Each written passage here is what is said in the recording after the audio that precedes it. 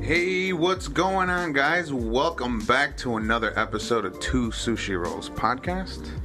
I am your host, George E., King of the fucking castle, and I am here joined by my lovely co-host and wife, Mama Bear, Leslie E. That's right. Now, we did let you guys know that last week we had an issue with one of the guests. He ended up canceling on us on the 11th hour, right? Yeah. So, today we're joining you guys with another new episode. We're going to get you guys a second episode, probably around, Tuesday, Wednesday? Yeah. We'll get you guys a second episode. But for now, thank you for joining us again. Sorry for the delay.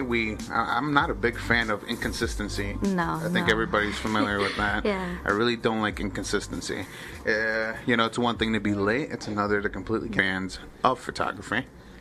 And we've already had Orion the Hunter Photography. And then we had Cindy Martinez. Yeah, and now we have Photos by Phil. Hello. Thank you so much for joining us, man. We know you guys are busy as well, entrepreneurs, fellow entrepreneurs. So we are happy you guys were able to join us. As always, guys, you guys already know that Basic Roofing TX is our sponsors. If you guys are in the Texas area, make sure you guys go to basicroofingtx.com and get all their info. Get them out there. Check out your roof. And if you guys are in the Midwest area, you guys can contact basicroofingil.com as always. And the phone number for the Illinois office, if that's closer for you guys, it's 630-742-0477. Now, we got a little nugget in the studio today, huh? Yeah, sorry you might hear little Georgie. He wants to sit on my lap this episode, so you might hear him. All right, guys, we're going to get this started. All right, so how long have you been doing photography, just to jump in it real quick? Well, okay, I've probably been really doing photography like forever. Uh-huh. But seriously, like the last 5 years, you know. And how old are you, by the way? 37. 37? Yes. Okay, so you've been doing it seriously for quite a while now, Yeah. then. All right. And what's one of the things that attracted you to actually starting to do photography professionally instead of it just being a hobby, keeping it a hobby? Okay, well, my wife bought me like my first DSLR.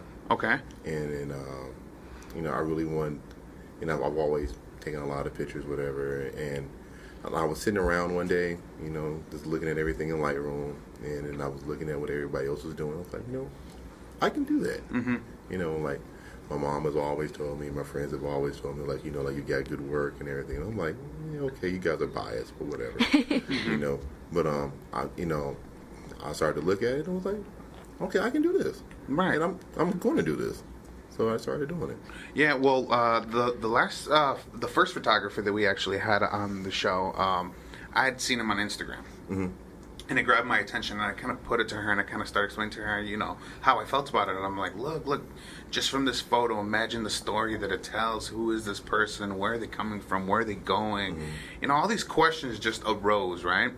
And I kind of explained it to her. I think that at that moment, she kind of started to realize the way, I guess, so to speak, you're supposed to look at photography, which is the story, right? Yeah, I was just talking to him about that. Yeah. That he was explaining, why he loves Chicago. And he the way that he, or photographers in general, look at things is so different, I think, from the average person. Yeah. Definitely. And she ended up, Mo was in the studio, and he's her producer. And he ended up really also, letting that whole thing speak to him, how the stories, from photography speak. And he ended up finding our second photographer that was our guest here. Mm-hmm. And Cindy Martinez came by and she told us a little bit about her work. And I feel like we kind of got on that grind, and she ended up finding you. Mm-hmm. Yeah. She was like... And I noticed that you follow her as well. Yes. Yeah. So you're familiar with Cindy? Yeah. Yeah. Oh, okay. Where did you guys meet? Instagram. Instagram as well. Yeah, see, that's a great place. I mean, like, this is an app that was originally for photography, and I feel it's been a little bit tainted by. I mean, I guess I could be a little bit. He said a little bit. I mean, I could be a little bit, responsible for how it's changed, right? But originally, it was meant for for photos. It was a way to speak, through people through photos. Yeah. And now. It's being taken over by everything, all kinds of things. Yeah, all kinds of twerking and you name it, you'll find it. Yeah, you name it, you'll find it. And I feel that there's still those people who are, they have their ear to the ground when it comes down to photography through Instagram, and I could really respect that because it's something that I feel needs to be reanalyzed and reappreciated by the public. I mean. Right now, what we're doing, it's all audio, right? Right. And back in the day, our grandparents, great-grandparents, they would listen to radio shows. It was, that's where they got their stories from. And, that kind of started to fade away once TV came in. Right. Then it was all TV. It was all this. It was all that. And I feel that when TV came in, the same thing that happened to radio happened to photography. People were, I guess, it's not necessarily that it's boring. It's just that the human mind, I guess, just so to, it once it gets something that's... It pushes away the old. Yeah, it pushes away the old, right. But if you really do think about it, audio, you could sit down, you could cook, you could, be at your office, you could be sitting down, you could listen to it. And photos, it's the same thing, you could sit down, take a moment, and like, for example, Orion, he was making zines, which is like little, magazine with the photos in it and all that. And it's something you could actually sit down and just kind of, either make your own story to it or wonder what the story behind the photography is. And I feel that that's something that it needs to come back. Yes. It needs to be reappreciated. Well, why don't you explain, how, the buildings that you look at and why you like Chicago so much? Because it just shows how he sees differently than everyone else, basically. Like I was saying earlier, I'm probably a little bit biased. I'm not from Chicago. But moving to Joliet and then traveling back into Chicago, giving me a different appreciation for the city. Right. When you come into the high, when you come in, through 55, you can see, on the west side of the city. Coming in, you see the Sears Tower coming up, or you come in there, down to Dandelion, how you see the city, whatever. And I've always worked downtown, so you run past these buildings all the time, and you don't really get a chance to stop and appreciate them. But it wasn't until I moved and came back, then you can see the individual buildings, and that's why I try to highlight. Chicago they've taken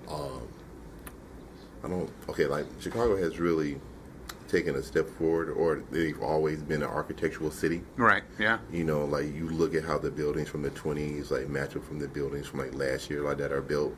And, when you look at the skyline, it's very deliberate, how the buildings flow and, the ebbs and flow and the arches, whatever. And you look at the tops of the buildings and everything. And, that's what I really, try to appreciate, how you'll have old Daniel Byrne buildings from, the 20s, and it's all, brick and just mortar or whatever, and you have all these gargoyles and these little intricate marks and whatever. Then right next to it, you'll have a blue steel glass building, and they don't work, but they work at the same time. Right. Yeah. You look at it from one angle and you're like, well, okay, but then you turn the corner and then they're next to each other and you say at different heights, and there might be another building behind it. And then it just becomes beautiful to me. Yeah, it's a beautiful contrast. Yeah, it is. And one of the beautiful things about our skyline, since you brought it up, is if you were to look at the overall outline of the buildings, as you said, the city's got a pulse. Yes, it's like it does. It's like a if you were to look at a monitor at a hospital that reads your pulse, right? If you were to see all the other different cities and in comparison, just black outline, right. Of it. Our city's got a beautiful pulse. Yeah, it's so beautiful. There's some other cities that, how you said, they don't. Their old structures, their old architecture doesn't. It doesn't. It just doesn't fit right with all their new structures. Right. And Chicago is one of the cities that it's literally loved for that reason, is the architecture, and not just the the lifestyle, the scenes that we have out here, but it's the architecture. I've gone to Los Angeles. Los Angeles feels very... It's spread out. It's spread out. It's flat. You know, It's not the same. It's not the same. It's not the same. I think that you know, New York definitely is up there. New York's got a beautiful pulse as well. You know, it's got a beautiful skyline. So does Minneapolis. Okay. You know, Minneapolis got some heard that. Man, you've never been there before? I went for a baseball game years ago. Gotcha. Yeah. But you never really got to enjoy the whole city? Yeah. Man, I really recommend that you go back and you try it out again. It's so diverse. The city overall has got so many things to do. It's so multicultural. It's Chicago, but more polite. And I've said that so many times. It's Chicago, but so polite. I think I had a conversation with my brother when he was on the show. If you're driving, not taking a plane to Minneapolis, you know, but if you actually drive, the moment you leave Illinois, you're going north, you know, and you get to Wisconsin, and you stop to get gas or whatever, the people are already nicer. You know, and as you keep going up more, you start noticing people being more and more nice, and you're just kind of like, "What's going on? Did everybody win the lottery today?" You know. But then you get to Minneapolis, and there's this, you know, such a welcoming feeling. You know, it's a very polite, loving city, and honestly, I have such a love affair with Minneapolis. You know, I used to travel there for work all the time. Okay. I was out there. You know, 2 weeks, and then I'd come back home for a week, leave another 2 weeks, sometimes even be out there for a full month. And it was a back and forth, back and forth, back and forth. But I gotta say that despite having to like live off hotels, which is a very depressing, you know, situation, but being in a city that's that loving, that, you know, welcoming, it made things a lot easier. I don't think it would have been the same thing if I had gone to Los Angeles like that. You know, which I'm going to be doing pretty soon. Yeah. There's going to be that back and forth because I do stand-up comedy, and I also want to go spread the overall show down to Los Angeles, you know, all over the place. And I feel that when we get to that, you know, to that bridge... You're going to have to be doing that all over again. Yeah, I'm going to have to be doing that all over again. But I mean... There's love for Los Angeles too, you know, because I know we're warm. Yeah, warm. Definitely. There we go. Well, believe it or It's not, snowing today. So. Believe it or not, it can get pretty cold too. I believe it. California cold, yeah, I know. exactly. No, yeah, well, yeah. Like, oh no, 50 degrees. And believe it or not, what I'm considering cold, the time that I was there, I think it was like 70.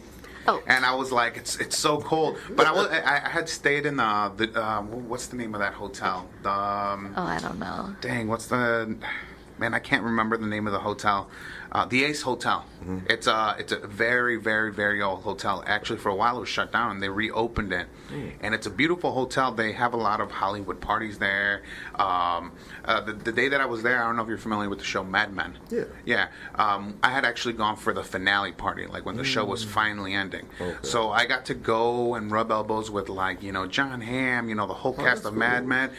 We got to see the last episode for, you know, the finale of the overall show. We got to see it before everybody else did on TV in, you know, the big Ace theater right next door.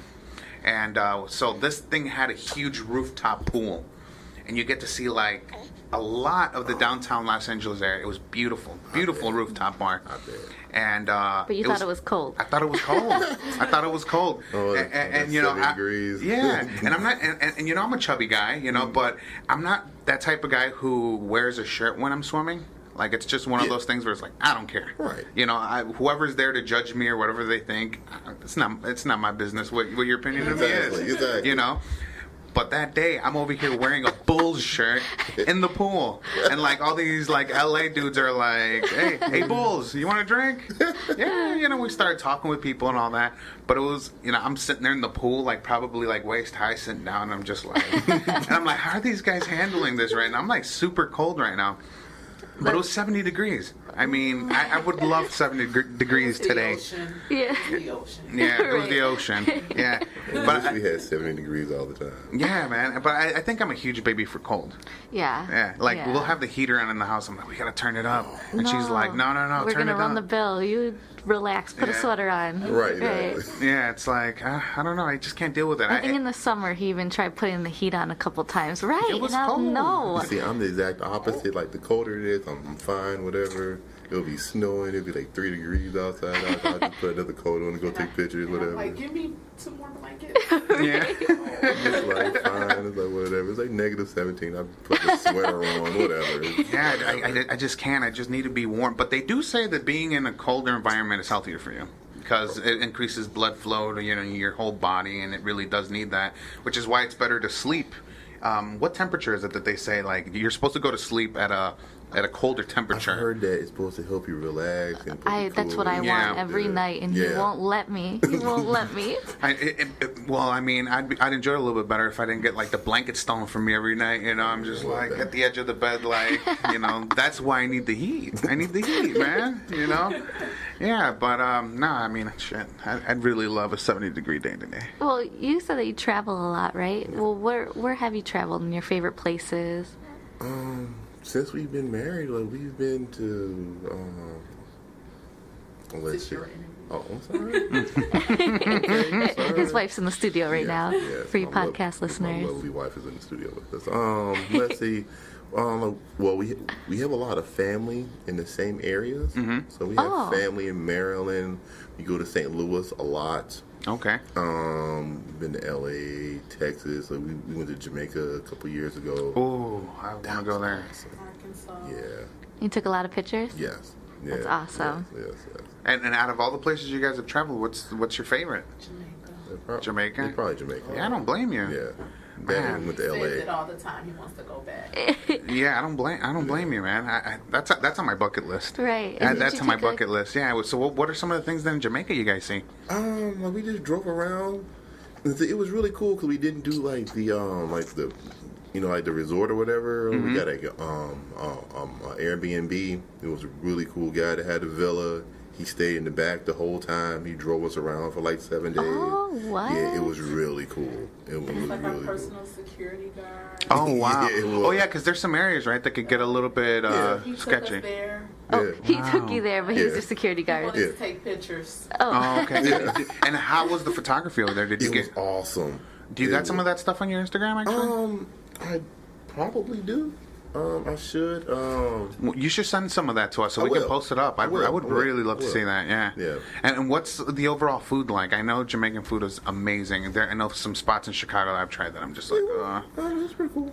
yeah. I mean, it was all right. I have to say that, we had a chef come in one day and cook for us in Jamaica. That was cool. Now, that was cool. That but was I really have to say, Jerk Villa in Chicago is way better. Really? No way.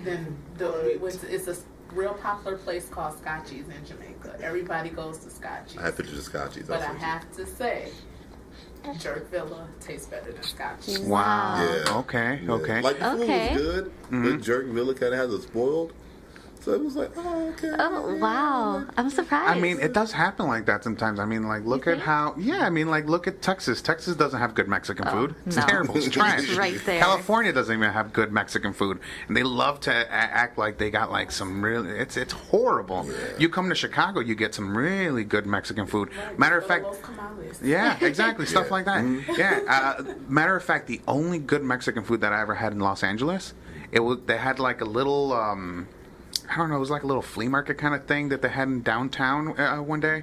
And I had a tamale and I had some tacos and I was like, oh, this tastes so amazing. I started talking to the people. I'm like, oh, I'm from Chicago. And they're like, yeah, we're from there too. And I'm like, well, no wonder. No wonder this is the only good It one. was You're right. good, yeah. Because if you see the way that like we do our pork, all our al pastor tacos here in Chicago, it's marinated to a point where it's red. It's the meat is juicy internally. It's not supposed to be, a soggy mess. And California and Texas have that, where it's like it's terrible. It's terrible. I'm so glad that you said that because when we went, everybody was asleep, so I grabbed my camera and I went around and I was like, what, I'm gonna go get some food. So I'm googling stuff, whatever. And so I stopped the people. I was like, hey, where can I get some food? They're like, oh, well, this place has some great tacos, and this place, I'm like, okay, great tacos. And I went there and they were like trash. They were Oh, trash. God. What city was this? Los Angeles? Like we were in Culver City. Culver City, where's that? Like right outside of Los Angeles. Gotcha. Oh, Okay. Yeah, and I was like, oh, this is like horrible. And the next night it was the same thing. Yeah. And I was like, what? Yeah. It's terrible. Like I would think, but no. Yeah, you would think. They're so close to the border and all that. Nah, I think they accommodate too much to. I don't want to offend any of you guys because I know we got a lot of listeners from all over the place, all over the world even, but they accommodate too much to white people. Yes. And the thing is white people, no offense, but white people need to appreciate the flavors for what they are and not want them so watered down to, I can handle this now. It has to be there. Otherwise, you're not having authentic. I've had so many people who are like, I know a great authentic place. And I'm like, oh, yeah? Yeah, there's El Burrito down the street. I'm like, come on. Come on. That's why I like living in Joliet. Because if you want authentic Mexican food, you can find it like everywhere. Yeah, we live there. Yeah, actually, what's that place where we get the gorditas from in Joliet? What's the street? Is it Jefferson? No. No, it's Jefferson then. Is it Jefferson? But it's like all the way towards like the city area. Yeah, it's by the Home Cut Donuts. Do you know? Across the street from it? No. It's right next to it. It's I know exactly where you're talking. It's a little gordita. It's a tiny little spot. Right next to it. It's like one or two buildings next to it. Go to that place next time you guys get a chance. Yeah. The tortillas that they make their tacos on, and the menu is very small because their specialty is gorditas and maybe 2-3 different kinds of meat of tacos, but the tortillas are handmade. They're not bought. They're handmade there. They cook them to order. Same thing with the gorditas. They're all made to order. It's awesome. The best gordita spot. I remember the first time I went there, I ordered, I'm like, 3 gorditas, whatever. And I was like, nah, this wasn't enough. This definitely wasn't enough. So I'm like, how much would it be if I, ordered a tray of them? Yes. Like a catering tray. Well, I need all of them. Yeah. And they're like, we'll give you a cheaper deal. And I'm like, all right, well, get me a tray, and I want 2 of each. And they were like, 2 of every single one. I'm like, 2 of every single one. And I brought it back, and I ate them all. Yes. I ate them all. And, I mean, there was vegetarian ones. There was with meats. There was just cheese. There was all kind.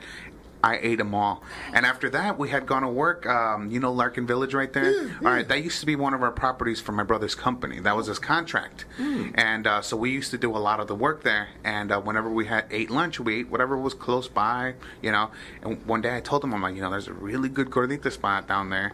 And he's like, all right, I'll go pick it up. And I'm like, I want a whole tray, though. We need to eat a whole tray together. I'm like, 1 or 3 ain't going to be enough. And he's thinking I'm crazy. I'm like, dude, I'll pay for it. Just go get a damn tray. I'm like, I'll order it right now. So I call him up, and I'm like, hey, you remember there was a guy who came in, ordered a whole tray? And they're like, yeah, that's me. Oh, okay. I'm like, well, I need another tray. And they're like, yeah, 2 of each. Yeah, they remembered right away. My brother comes back. He didn't regret a single thing. He was like, dude, next time we're getting 2 trays. What are you talking about? This is amazing. Yeah, Joliet's got great food. Great Mexican food. And, we live, more south, so it's even harder to get Mexican food down there. Yeah. And we found a girl that makes tamales. Yeah. And he ended up ordering 3 dozen.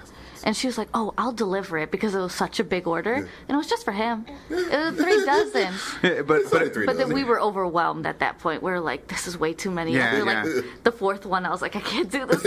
I can't finish this. You need to take this to work or something. Well, they were huge. Yeah. They were huge, and it was one of those where have you ever been that hungry where you're just like, I know I'm going to demolish all this stuff, and then you get down to eating, you're like, I don't know what I was thinking. Last night, yeah, there you go, yeah. And it was one of those situations I was just like, man, I'm so hungry. And in the end, I was like, I called my dad. I'm like, there's these tamales that I ordered 3 dozen. My dad's like, are you crazy? And I'm like, well, I'm like, you want some? I'm going to bring some to work. And he's like, yeah, bring them. I brought them, and it was the good tamales, not the ones that are on the corn husk. But they actually put them on a green banana. There you go. Yeah, green banana. She knows her stuff. I love this. You're a foodie? I'm a foodie. Oh, nice. My God. See, my favorite type of people. I'm always telling people, I'm like, I don't want to go out to eat. Unless you're a foodie. Unless you're a foodie. I hate picky eaters, man. It gets weird, though, because every time you can't eat, you can't be real hungry because he takes pictures. Oh. He's like, hold up a second. Yeah. Real quick. Got to flex real quick. That wasn't right. I'm the same way. One time, remember the time that I made that smoothie? I made this beautiful smoothie, right? So beautiful, so presentable. And then I got down to tasting it. I'm like, what? And she's like, and she tasted it, and I mean, she likes healthy stuff, but she was like, yeah, this is terrible. But the presentation's amazing. As long as it looks good and the pictures come out great, whatever. Yeah, right? Yeah, and then he just dumped it on the sink. It was like, whatever. I'm done. Whatever. Yeah, I'm done with it. Yeah. Yeah, no, but you gotta take those good photos of the food sometimes. Sometimes you get like that good plate and you forget to take a photo. That's whenever we eat sushi. I ended up like immediately start eating. I'm like, I forgot to get a picture. I already ate half of it. And I love sushi. So you know what? It irritates me. I'm like, come on, please, I want to eat it. So you guys are on the Two Sushi Rolls podcast. Yes. You guys like sushi. So there are two sushis right here. Right, there we go. Yes. So what's your guys' favorite? All-time favorite? Okay, right now it's probably those Las Vegas rolls that we had. Yeah, Las Vegas rolls from the sushi. Yeah. Oh, sushi, yeah. We used to go there all the time. Yeah. Love it. You guys, yeah, that's a good spot. Yes, it is. It's a good. You guys go for the all you can eat. Of course. Yeah. Oh yeah, that's and they would even tell us like, if you don't finish it, you have to pay. We're like, we know. Continue the rolls. I was like, don't worry trip. about them. Like, I got this. Yeah, I was like, don't trip. I'll pay if I don't finish it, but don't worry. You don't have to worry about that. It's not going to happen. Yeah, I remember the time we went in there and we ordered a whole bunch, and they're like, that's it? And I'm like, no, we're not done. Chill. Yeah. And I started giving them more, and they're like, well, who's going to be eating all you can eat? And then we had all our kids with us. They all And said I'm like, so? we're all eating. And they're like, the waiter was like, okay. Like, You got to pay for it. I'm some- like, yeah, don't give me that speech. Heard it before. I'm good. Because they think kids don't eat sushi Yeah. or something, but our kids eat that's- whatever you Yeah. give them. I think it I was wish the. our kids did that. I'm sorry? I really wish our kids did that. Oh, really? Our youngest might, but our oldest, no. But he's into like Japanese kind of foods. So Gotcha. He's getting there. Sometimes he likes to maybe. eat with chopsticks. That's the thing. Oh, Yeah, okay. like, that's what it is. He'll get there though, because I mean, I was a huge picky eater as a kid. Like I would have hated to have meat myself as a son. You know what I'm saying? I mean, I couldn't eat lentils. I was like, lentils are just so Yeah. weird. And tomatoes and, tomato. lettuce, just the Yeah. randomest stuff he wouldn't Yeah, eat. random He's stuff. our son. Yeah, and then down the Either line. you have hope that he will grow Yeah. into Yeah, this. so okay, I feel a lot better now. Yeah, no, there's absolutely zero things on planet Earth that I'm not willing to eat. Except for like spaghetti. Well, it's not. No, I'll eat spaghetti. I have no issue with spaghetti. The issue is when I'm getting it more than once Oh, like throughout a the month. month. Yeah. Throughout the month, yeah. I mean, it's just one of those things where it's like. But it's so easy to cook spaghetti for a bunch of kids. It's and like, not here just- we go. I have a gluten intolerance, and I have Crohn's. Despite all this, I okay. still eat a lot of stuff Yeah, that I'm yeah. not supposed to, Right. right? And the kind of spaghetti that they sell here in the U.S., it's terrible for you. It's terrible for you. Yeah, it is processed. I'll give It's him that extremely one. processed. It's not heirloom, wheat, which is what it's supposed Like to be what like. the Italians actually Yeah. eat. Yeah. Matter of fact, if you go to Italy, the pasta that they serve there doesn't feel the same way in your stomach that the pasta here in the U.S. Yeah, they does. don't like die. Yeah. We're making pasta that's not supposed to be eaten, basically. Yeah. We've created we've Our body can't break it down. yeah, our body can't break it down. Which is why you We've feel like genetically crap. changed wheat so much because there's so many people that instead of like this is what it normally is, they're like, well, we need to yield more. So in that process, it's harder for our bodies to actually break it down. Right. So my body can't handle it. I'll give you that one then. Yeah, but I do love pasta, but there's zero things on planet Earth that I'm not willing to try. I've eaten gator, I've eaten snake, whatever. You throw it at me. It's one of those things where snake was the one thing that I was just like, I don't really like snakes. Okay, what kind of snake? I'm not too sure what kind of snake was actually in it, but it's in Chicago. They got a place in Chicago where they sell all these exotic meats. Downtown Plainfield as well. They got exotic game there. I've heard about the place in downtown Plainfield. Yeah. They you can go in there to butcher shop and you can get wild game there. You can get deer, elk, all that kind of stuff, and it's the good stuff because the cows we're getting from they're being fed corn and barley and all that kind of stuff. And cows aren't supposed to be eating that. They're supposed to be eating grass. So when you actually eat like a grass-fed cow, oh my God, it's so much better, man. It tastes a lot better. It tastes way better. Elk, all that kind of stuff. It tastes way better. Jerky, that comes from elk that's actually grass-fed. That's the way we're supposed to be eating stuff, but we're so busy trying to fatten up, our animals so that we can feed more people. Exactly. But all right, guys, we're going to take a quick break to let you guys know that our show is sponsored by BasicRoofingTX.com and BasicRoofingIL.com. Make sure you guys visit them if you guys have any leaks in your roof. And if you guys even aren't sure if there's any leaks in your roof, you guys can still give them a call. They're willing to come out, give you guys a free inspection with a drone. They'll actually get up there depending on the height of your roof. And it's all free to you. And if it just so happens that you do need it replaced, they will go through your insurance company to make sure that your entire roof gets fixed. And as we've talked about it before, some of these insurance companies will scam you. You're paying this every month, and they do not want to give you what you're paying for. They go to seminars to make sure that you don't get the full coverage on your roof, because the less they pay, the better it is for them. Luckily, Basic Roofing TX has adjusters. They'll fight the insurance company's adjusters, so that you don't get tricked by them. You don't get tripped, and they will fight and fight and fight, so that your entire you pay your deductible and you get a new roof. Yeah. There's been jobs where they've actually gone in there, took a look at it, and the insurance company only approved $12,000.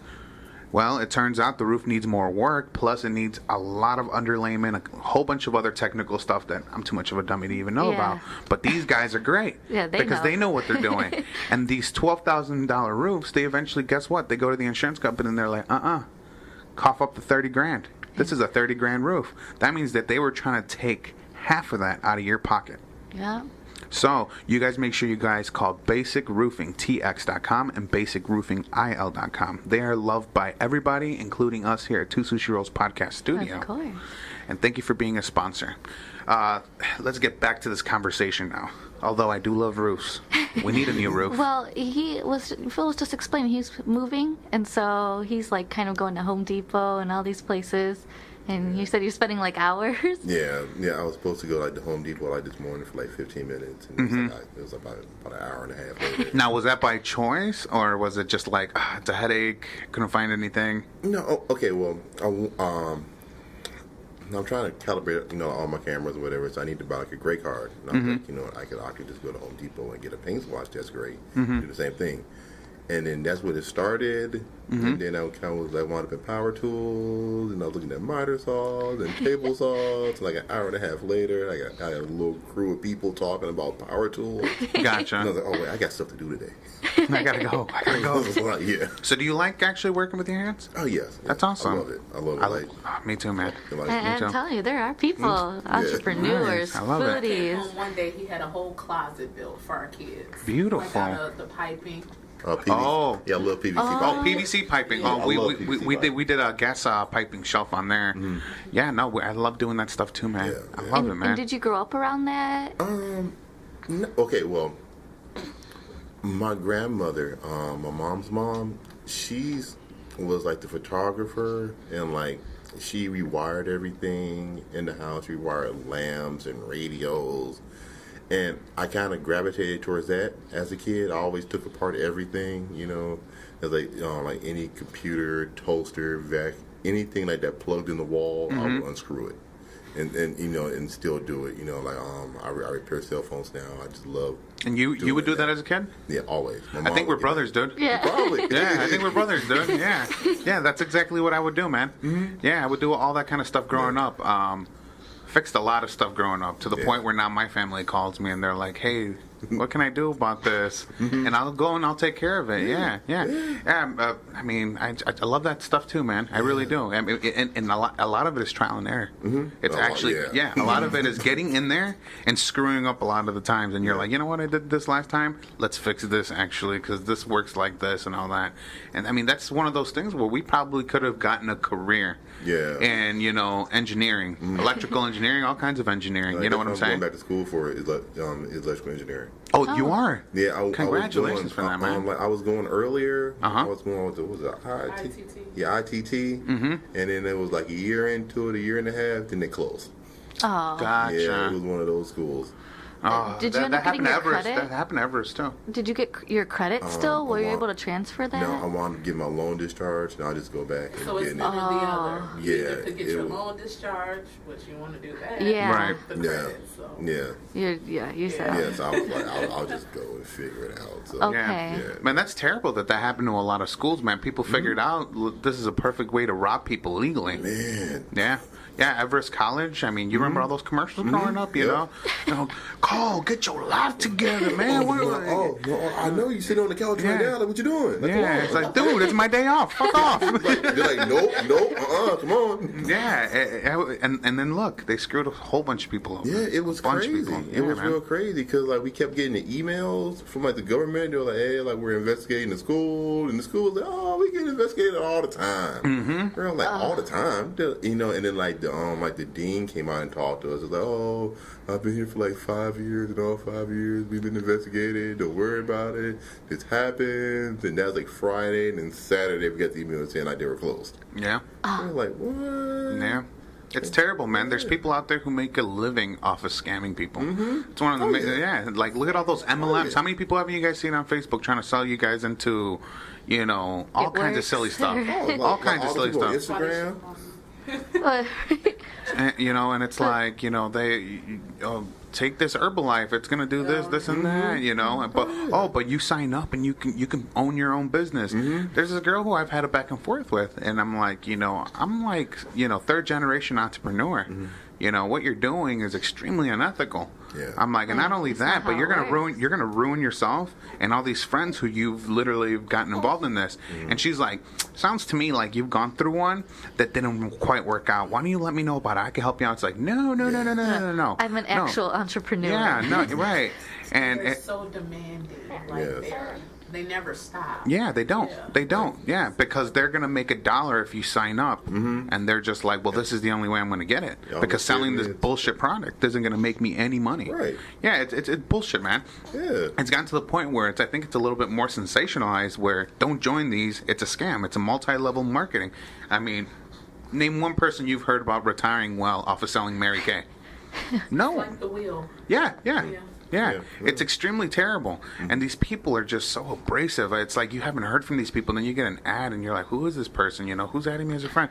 Hey, what's going on? We went to school back in... da-da-da-da-da. And then your inbox is flooded. Yes. Just like, no. Yeah. Like, oh, no, like, I have, Yeah. I have this for you, and we can make a lot of money, and like, I'll only need $200 to start off with. Like, no. Yeah, it's terrible, man. It really is. I really wish that they would crack down on stuff like that because it's like the schools that we were talking about that got shut down. It was one of those. Right. It might have not been multi-level marketing, but it did, require a lot of finessing. And a lot of people got finessed, because a lot of the people who wanted to get into this, don't have a formal background in a lot of the stuff. So they get, bullied into these contracts that are extremely volatile. Yeah. But I'm glad that you were able to actually get rid of that debt. Yeah. You were actually able to get rid of it, screw that credit. But are you planning on going back for electrical engineering? Yes. I recently switched jobs, and then a company I work for now, they offered tuition reimbursement after a year. Gotcha. So that was a selling point, for what I'm doing now. Gotcha. So yeah. But you are going for electrical engineering, right? Yeah. Let me know when that happens, man. We got my family's actually got connections with this big company called Powell Industries. They do a lot of big stuff. Okay. A lot of big stuff. They take care of a lot of the, like those electrical. What would you call it? You drive sometimes and there's this area that's gated off where all the power stuff is to the power lines and all that. I'm not too sure what those things are called. The substations. Or Yeah, something like that. Yeah, I don't know. Like you'll be driving and it's right near the power cables and all that, but it's gated off and all all the little substations. Yeah. They actually invent a lot of the stuff like the conductors and all kinds of stuff that go into those things worldwide. Oh, that's really cool. Yeah, and I've seen the bullpens that these guys work in when they're the electrical engineers where they're working. dude, it looks like a party all the time. I mean, at least to us, it would be a party. Because you look at their desks and, like, they're always working on, like, some little thing. They get to have a soldering, station right there at their cubicle. And it seems like a lot of fun. It doesn't look like... Because when you do that kind of stuff, you know that it's a lot of trial and error. So in that midst of trial and error, you're having fun with it. And by the time you have that one thing that hits... You just created a conductor that's probably going to be used worldwide somewhere. And you get a little bit of a kickback from that. Plus, now you're elevated into the company, And, I mean, we got to appreciate these people. A lot of people, use the stuff that these guys it's unappreciated. You create something that's powering everybody's house. Something that's, it's... Just by trial and error. And nobody knows that. We take it. Yeah, well, we just... every day we flip on a light. We don't know that these people invented something for it to happen. Everybody just wants to push the button and they just know it works. Screen comes on and that's it. Right. And it's one of those things where it's like, man, it's like those jobs are unappreciated, but they're great to do. They're still great to do. Some of the best jobs are thankless, like being a mom. Being a wife. Oh yeah, they got to. Being a wife. That's a thankless. She's like, I'm here for it. Yeah, I mean, I don't think I would get through 2 days without her. I can do it. Without my wife, I'll be a wreck. I talk that trash. I'm like, go out with, go with your friends, go on vacation, whatever. It'd be like 2 days at the house. I'll be a nervous wreck. Yeah. We just can't. I can't find my hat sometimes, and I'm like, where's my hat? Where's this? Where's that? I can't find my keys in. Yes. Yeah. I'm like, look at this place. I'll call her on the phone. Let me see this. It's like she just knows even from far away. Yeah. So you check your pocket. Like, yeah. I mean, if you don't have a wife at home, you don't have an accountant. You don't have you don't have a cleaner. You don't have a cook. You don't have a babysitter. You don't have a lot of things. I don't know how. Even earlier, she was here like looking through his phone, like trying to help him with his social media. It's one of those things. Like, I don't know how I managed to survive as a single guy. And then now I got her. I'm like, how did I make it? And that's the thing. We weren't surviving. Yes. And I was like, how did I just not get eaten by an animal or something like randomly or whatever? Like, something was like, man. That's the thing. We survived that moment because we weren't surviving. We were just lucky. As men, if you've made it to our age and by the time you get married, it's like, yes, you're out of the woods. You're out of the fucking woods because you finally made it. No, hell yeah. I mean, all my married friends are oh, great. Like, we did it. Like, and it's like I went over to my producer's house, like, what was it, like 2 weeks ago? We were about to go to the comedy club, and he's like, oh, come on in. And he takes me into his room. He's walking me around the house. And I'm just like, this is how you live? I'm like, this is how you live? What's going on? I'm like, dude, you gotta get your life together, man. But then in the back of my head, I'm like, he doesn't have a wife. That's why this is like this. Will was like, okay. No, he understood. He was like, no, you're right. You're right. I'm barely making it here. So I'm like, man, I remember these tough times, man. They were tough. Man. They were rough. Yeah, I look back at it and I talk to like my single friends and all the problems like they're going through with girls and stuff. Right. How do you do that? Yeah, man, no. Oh my God. Yeah. Like, that's what it's like? Yeah, it's crazy. I actually wrote a routine about that. I'm like, I'm so glad I don't have to go out there and date anymore because the stuff that these guys have to deal with. You guys don't understand how good I have it. Like, there'll always be that one guy who'll be on social media like, man, I made it to 20-something, still no kids. Made it to 30-something, still no kids. But your ass is lonely as fuck, bro. Fuck you talk about you lonely as hell. Exactly, like you're always on Instagram. Right. Like you're always posting about this. Like, it's like you're lonely. Yeah. Your house probably dirty as fuck. That's if you live by yourself. Right, like you don't have any good food. You ain't got no good food. You're like, so all your clothes are trash. Yeah, exactly. The drawers you're probably wearing right now, you probably worn them 3 times this week. Like, hell no. Sitting around smelling socks. Yeah. Trying to figure out what today's outfit's gonna be for the 3rd time this week. Yeah, no, it's crazy. It's like Chinese food and pizza for breakfast. Right. It's like, don't sit here and act like this is an achievement. You've made it this age and you haven't haven't mated yet. That's like our human condition. You find a mate, you reproduce, and you survive. That's what we're made to do. Exactly. That's what humans do. And they're literally gloating about like, hey, look, check this out. I'm completely a fucking defective human being. Well, I feel that life, and I'm proud of it. Right. It's like, it's crazy, man. They spend more money on bottle service at the damn club than they do on anything productive for themselves. Yes. And it's just like, dude, what? I think clubs and going out like that is so ridiculous now. It is. It's like, at first, you're up real late, then you have to pay money to go stand around and, and be uncomfortable, be part of that race. And everybody's on their phone, and everybody's, all the time. It's like, it seems so ridiculous. Yeah, and it's like they don't even live in the moment either. It's like, it's one thing to like go out and be like, man, I'm enjoying this so much. You're living in the moment. These people are like, spend the whole time. Yeah, like everybody's together, yeah. and it's just like, like they just go out just to take pictures. Right, it's like, enjoy it. But it's not like for you kind of exactly. pictures. Yeah. And he hates it because he's not taking the picture. I really just don't like selfies. Right, right. All the time, because you see people all the time, and they'll be with groups of people, but they're not with groups of people because they're just totally like disengaged. Yeah, they're just looking back at themselves instead of looking at the whole picture. And then nobody's talking, nobody's interacting, and I think society is like, like with that, it's just kind of going downhill a little bit. Yeah, yeah. And it's really sad. It really is. I look at like my kids, now, and I remember when I was growing up, my mom would wake me up and be like, go outside. Like, I don't want to. She'd like, go outside. It'd be like 9 o'clock in the morning, and then like all my friends would be outside. Like, my mom pushed us outside. We'll just go do stuff. Right. They come back and be dirty, and one of our moms would feed us, and be like, all right, bye. and then the like street lights, and then like now I look at the kids, and there's like an iPad in everybody's hand.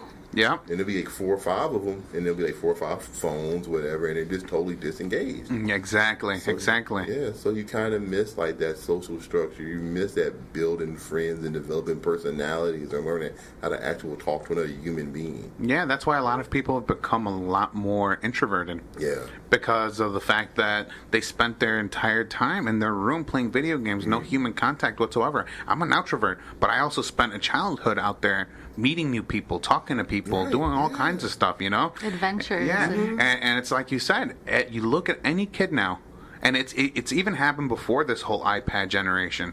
I mean, like, she's younger than I am, and her generation was video games, the GameCube, the this, the that, you know what I'm saying? I mean, I had them too. Right.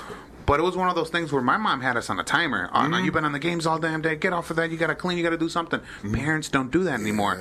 Because in all reality, a lot of the people having kids, they don't want to be parents. You know what I'm saying? Yeah, I've seen that. Yeah, it's just, or it happened by accident. I don't know what the hell happened. Or they're so busy that they're trying to work and take care of everything that they're just like, just play the tablet real quick while I do this. And, yeah, but I mean, that's always been an issue, though. I mean, I remember my mom being a busy-ass woman. Yeah. But she would somehow get us involved. You know what I'm saying? I'm going to go out, work on the garden. Hey, you guys go take care of this.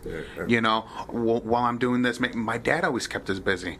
We're going to start finishing the basement. You're going to take care of this. And we learned how to work with our hands. We learned how to do stuff. Kids nowadays don't do that. It's like I said in one of my routines for comedy, is that today's kids now, they're not raised by mom and dad. They're literally raised by Apple Corporation. Plain and simple. Plain and simple. Yes. Like, and people are like, I love Apple. You love Apple because it's your fucking babysitter. Exactly. It's your fucking babysitter. Like, here you go. Since you're little. Yeah. That's why I like, my kids play a lot of video games, but I always cut them down. Yeah. You guys been playing games all day? No, you guys need to stop. Go read a book. And I do it all the time. Yes. I do it all the time. Or if I tell them to go play outside, they're like, what are we supposed to do? What do you mean? Like, here's a ball, and right. and there's a lot of them, Yeah. so it's like, it's not like it's just one person to go walk outside. Like, Yeah. there's a whole crew of you guys. like, go figure it out. And that's on a limited thing. We also don't do TV. Yeah, we We're don't against have that. cable. We don't do cable. We don't do none of that. Our TV is literally just for, like, if we want to watch a movie on a weekend and all that. And then guess what happens? When they go anywhere else, that's all they do is watch TV. And I'm just like, why? Why? Go do something. You guys are gonna literally look back on these days and realize that you guys had everything to your advantage. You guys could have done everything, and you guys spent it staring at a screen. Yeah. Staring at a tablet, staring at this, staring at that. I don't like that. I don't think it's good for anybody. Yeah, it's not. It's really not. How are you going to build social skills? Yeah, because TV is real passive. You know, like you're sitting there, like you're not engaged with anything, like your brain's not really functioning. And everything. Yeah. Yeah. It's a way to get lost. I mean, you could easily do the same thing. And I think that's one of the things where a lot of people are like, well, back in the day, we used to read books.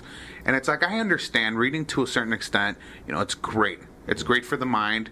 Watching TV is good for you to a certain extent. Everything in moderation. Yeah. Because the next generation's all going to be all technology. So they need to have some sort of technology to be in the times. Right. Right. But to the point where it's, okay, now I don't know how to interact with people or do anything outside of watching TV. That's where the problem lies. That's where the problem lies. I mean, like where you're not even talking to your own parents anymore.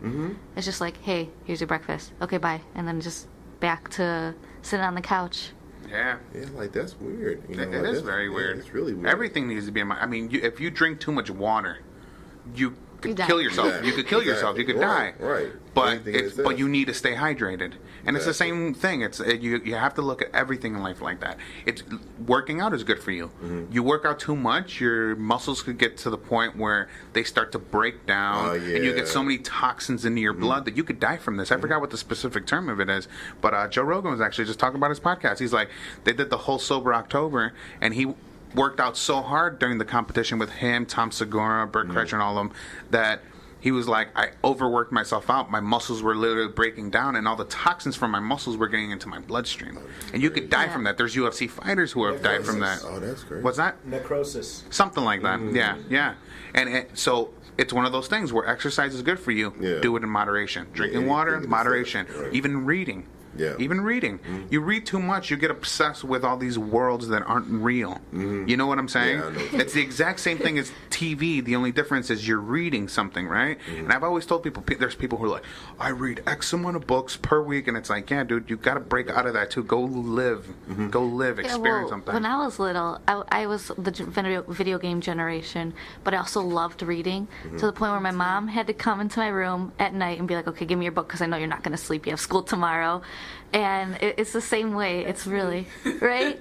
It was like my best friend Michael, since I was a little girl, like he's been my best friend, and he loves reading. He'll read, like, I have to read one novel every single day.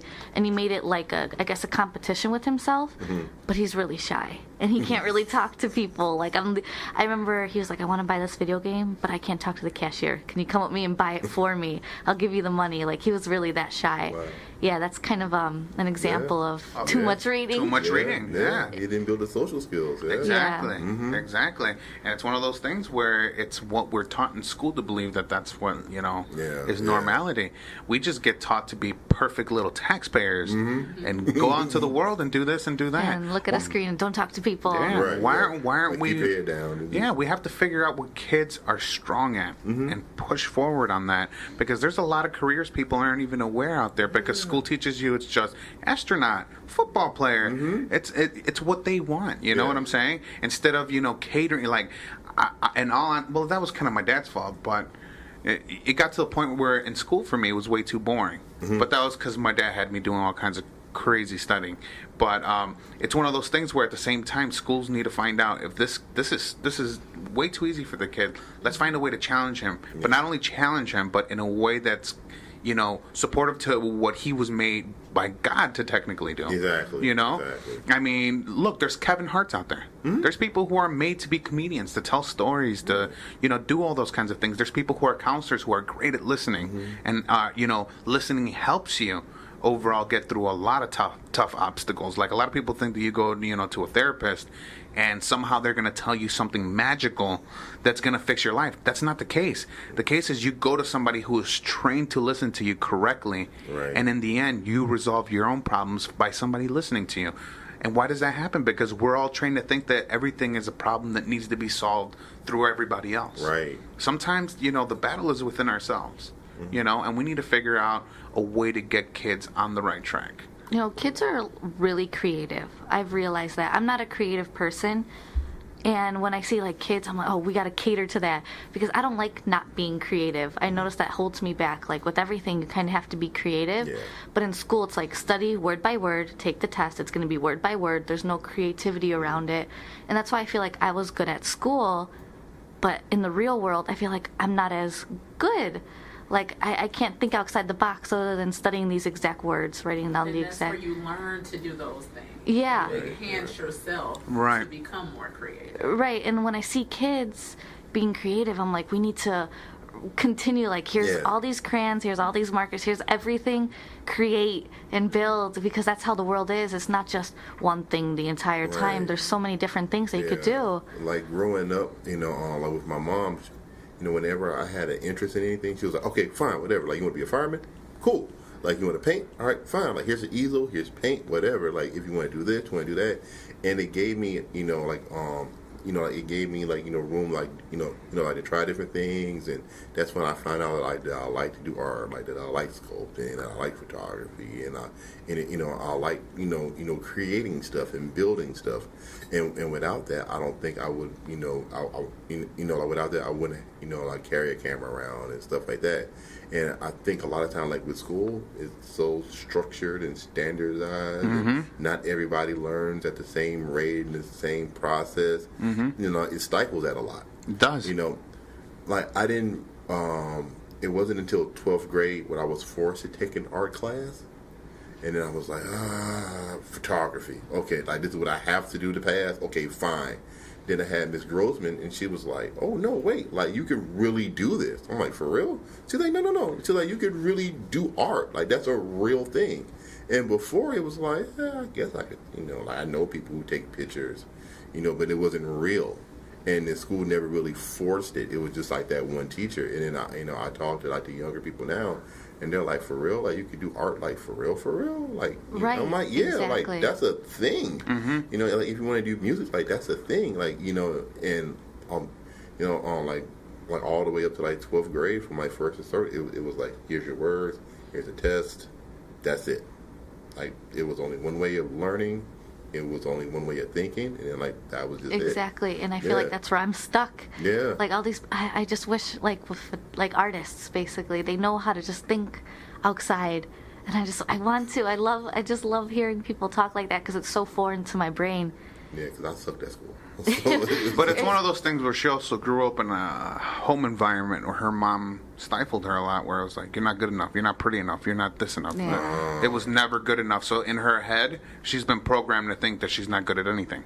But that was ingrained into her as a child, which is where the bad things about not getting, that nourishment. Because you got to remember, everything in life is a trade and a practice. The doctors open up their own office, and what is it called? It's called a practice. Right. All right? Because it's one thing to go to medical school and read everything on paper, see somebody perform it, but it's another thing to get behind the scalpel, and actually start doing it yourself, because the more surgeries you do, the better of a surgeon you become. Matter of fact, you could start learning new techniques that get taught worldwide. And seminars. Seminars where you do seminars and teach people, hey, look, I figured that if we do this instead of this, the patient heals better, we got better results, whatever the case is. That's why it's called a practice, because you got to practice, or it's a trade, Right. And I think people need to teach kids that everything in life, it's a practice, it's a trade. You have to learn how to do something. It's never just going to be this one answer that you see in a textbook. You're not going to learn everything from a textbook whatsoever. It's like being a parent. There's parenting books out there. Tell me one child who has been raised off of just purely one book. Exactly. No, it's not. It does not work. Trial and error. Trial and error. Once again. Second kid, yeah. Man, I've had a really great time with you guys on the show. Thank you so much for coming. Thank you for having us. Oh, thank you so much. I'm so glad that I discovered you on Instagram. And time flies, right? It does. Yeah, it doesn't even feel like an hour. And it's just we want to keep talking, want to keep bouncing ideas and our thoughts. Yeah. Because you're creative and you don't know it. Yeah, see, that's what I keep telling her. She gets more compliments about this show than I do. Everybody's like, "Oh, she was meant to do this." I'm like, "What about me?" And they're like, "No, but her voice." I'm like, screw me then. No, but it's good. You got something that you're good at, and that's good. You should always look at the stuff that you're really good at. Yeah, but that's why I like having other people, because I'm like, oh, now I'm gonna see what he talked about.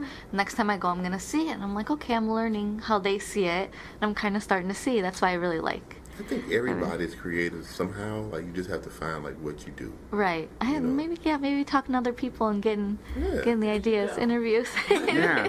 Thank you. She was the same way. Oh, but she was talking about how she's doing this and she's doing that. No. At first, I wouldn't do it though. Mm-hmm. But like now, like I'm gonna making people's wigs, and super creative. I am so. Yeah. Mm-hmm. Sometimes awesome. you gotta correct the shell to get what's on the inside. Mm-hmm. Man, thank you so much for coming. Why don't you guys let us know what your socials are? All right. You want to go ahead and do that? All right. So you can find Phil at photos_by_Phil,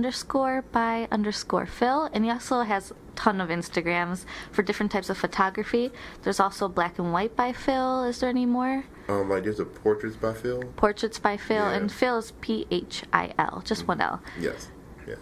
You guys make sure you guys go and follow him. Check out his work. Really great guy. And man, thank you so much for coming. Guys, please go out there and support his work that he's doing. A rising tide lifts all ships. I just got done telling some of my friends that, because I love helping other people out, and I hope you could do the same thing for other people. And I would also like to give a shout out to Phil. He actually just dropped a song specifically to people who like to status. It's called Go Now Be Healed, or what is it called? Go Now Be Healed. Pretty It's very good. It was such a beautiful song, Phil. If you're listening, I'm pretty sure you are. You fucked me up with that song, man. Yeah. I mean, that was crazy, George dude. Came home, he was like, "You have to listen to this Oh song." my God, it's beautiful. I have to go listen. Yes, we'll send it to you guys. He did a beautiful job. The beat seems to be lo-fi hip hop, if I'm correct, because I'm a huge fan of that kind of style of music. It's very beautiful. It's his first love song, and I think a lot of hip hop artists need to follow in that. Show your real self. You have emotions. Women can break you down, and women can build you up. Talk about that. Don't act like you don't care. Like you're better than women. Yeah, like whatever. everybody's a bitch and a hoe. No, there's that woman who got your attention and broke your fucking heart. Yeah. And I love that. That's realness. That's raw. And the song was it was beautiful. I really hope he drops it for everybody to listen to. Thus far, it's only been people who like the status, so it's kind of a little gem. It was a little Easter egg there. Mm-hmm. I also want to give a shout out to Demi Deezy for dropping his new song on SoundCloud. You guys can go find it. It's called Creepy White Kids at the End of the Hall. Very, very nice song. Demi Deezy, thank you so much for being on the show too before. Please go to his SoundCloud and check that out. Very talented artists. You guys make sure you guys support everybody, and you guys contact us if you guys need some support. You guys want to be on the show. You guys want to promote some stuff. We got a lot of great guests coming up. Why don't you let people know what we got coming up? So we have a lot of friends of Phil. Amir is one of them. He's a friend of Phil, and he's going to come on and talk about his music as well. And I have an old friend from high school. She's in a band. Her name is Demi, and she's going to be on with her whole band talking about her music as well. Cool. So, beautiful. And then also, my friend's makeup artist. He's going to be talking about his makeup, and he's coming up in the makeup industry. Mm-hmm. So we have a lot of talent coming in. I feel like we're missing somebody. I hope we're not forgetting anybody. I could have swore we had somebody else. And then I believe it's your film. He's in film. And he's going to come on the 2nd of December, our first week. Did I? Yes. It's in our emails. I have all the other artists. I'm sorry, guys, if I'm forgetting. We're just so busy. It gets so crazy. Well, I should be better at this, guys, and I'm so sorry. I'm so sorry. But we got a lot of great guests coming up, guys, and we're going to have a cool little episode coming to you guys midweek. I should be able to give it to you guys by probably Wednesday, Thursday. Give us a little bit of a chance. Sorry that we missed the last episode. I do want to address that a little bit before we get off. It was extremely disrespectful. Yeah. It was extremely disrespectful. We gave him a platform to come on here, and I really hope he listens to this, because we were going to offer you a contract. It was a $10K contract by a year. You would have had $10K, dude. We had a contract ready for you. You really fucked up for not coming. It's so disrespectful. Yeah. So disrespectful. Yeah, he had a whole month in advance, and then that week, I confirm again, right. and then that day, we're trying to confirm again. Right. And he's like, yeah, so I don't think I can come in. Yeah, that day. Yeah, that same day. Unprofessional. Extremely unprofessional. I hate that shit. And if he would have listened to my show, he would have known that that's so fucking. That's not how George rolls. I don't like. Yeah, we literally had a contract for you, dude. You fucked yourself. Contract for? We were gonna actually, we were actually gonna get him we were gonna get him a space to actually work because he has a podcast. He has a podcast called PVO Podcast, and we were gonna help him basically get on all major platforms. We were gonna get him an overall startup to get him off the ground. I saw potential in his inconsistent ass show. Can you kind of just wave him at the camera so it doesn't focus? Just a little bit, yeah. You fucked up, bro. Yeah, you really fucked up. Yeah, you did. Yeah. So I really hope that and when people cancel last minute on us, they're like kind of blacklisted. They're Yeah. like, you're done. Yeah. You're not So- coming It in. should be. Yeah, exactly. That's one of my pet peeves. Yeah, Oh, see? and it's one of those things where his podcast has been out for a while, PVO Podcast. He's only on SoundCloud, and it's like, dude, we were gonna help you get established, and you're a clown. Like that's why you only have. It's like you're a clown. You only literally. How many episodes do you have? Like 3, 4 Two or episodes. something. He's But been see, on way like, longer. he weeded God himself out. protected you. Yeah. Exactly. Yeah, He true weeded that. himself out. You Yeah. know? Yeah. Somebody else came to the table Yeah. to eat at his plate. Exactly. Oh yeah, we do So, have another. We do have somebody else. So and they already seem a lot more I mean, promising. so and maybe he you're wasn't right. supposed to be Yeah. there. See, Right. God protected you because he Yeah. was inconsistent. In I like it. Like he No, did what he was supposed to exactly. have done and showed you who he was. exactly. Exactly. So There I we do go. I do wish you luck in all your future endeavors, but it's you. definitely not going to be here. It's definitely not going to be here. as well as it should. How are you gonna love the clout that you got shared? You know that it's like he's over here sending all these flex emojis, No, little fire. my You already know what it is. His friends are sharing it. But he's And going to be on our show. Yeah, and it's like now you're a clown. You didn't even show up. It's He like was you know that he was probably already a clown, and you just saw it. absolutely, It's like, absolutely. All right, guys. Well, thank you. thank you. Yeah, thank you.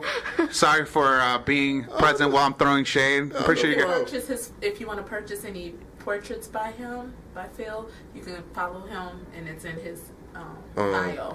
Yeah, What is we'll it? put all Definitely. the links, and we'll definitely promote his.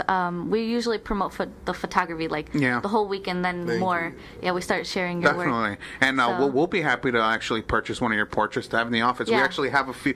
We're we're collecting them from our photographer. friends. Yeah. We Yeah. collect. So yeah. Yeah. Yeah. So definitely, thank you so much. We'll set up the links for you guys to be able to purchase those portraits. Thank you so much for bringing that up. Yeah. See, that's what we need. The Yeah, lives. like exactly. Yeah. Like, You brought her. you know, that's my manager and everything else. So, Yeah, there you go. Well, thank you guys so much for joining us on another episode of Two Sushi Roll Podcast. I really hope my producer pays attention so that my track can start playing. Thank you, guys. Thank you so much, guys, for joining us. We'll see you guys on the next one. Thank you. Bye. Thank you.